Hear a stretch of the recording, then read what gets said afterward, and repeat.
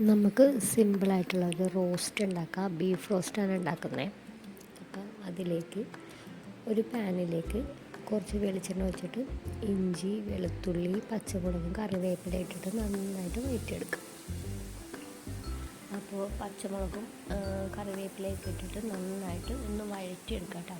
പിന്നെ ഇതിലേക്ക് വേണ്ടത് എന്താണെന്ന് വെച്ചാൽ സവാള, 2 സവാള അരിഞ്ഞത്, പിന്നെ കുറച്ചധികം ചെറിയ ഉള്ളി സവാളയും കൂടി ആകുമ്പോഴാണ് നല്ല ടേസ്റ്റ്. അല്ലെങ്കിൽ ചെറിയ ഉള്ളി മാത്രം ഇട്ടാൽ മതി.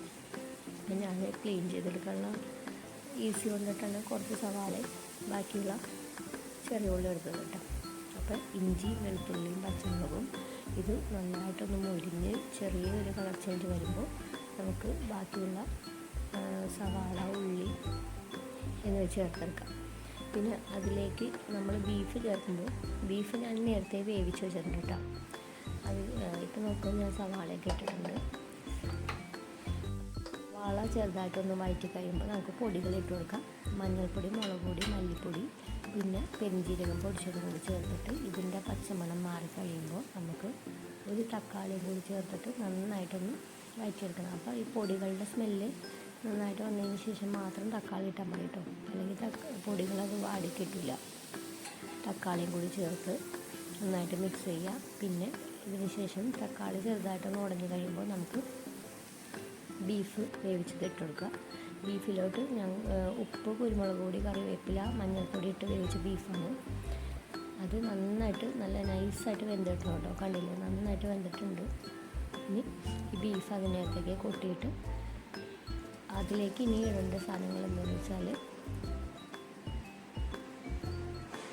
തേങ്ങാക്കൊത്തിടുക, പിന്നെ ഗരം മസാല, ഒരു നുള്ളു കായം. അപ്പോൾ തേങ്ങാക്കൊത്തൊക്കെ ഇടുമ്പോൾ നല്ല ടേസ്റ്റ് ഉണ്ടാവും കേട്ടോ. അതിടയ്ക്ക് കടിക്കുമ്പോൾ നല്ലതായിരിക്കും. അപ്പോൾ പിന്നെ കറിവേപ്പില ചേർക്കുക, ഗരം മസാലപ്പൊടി ചേർക്കുക.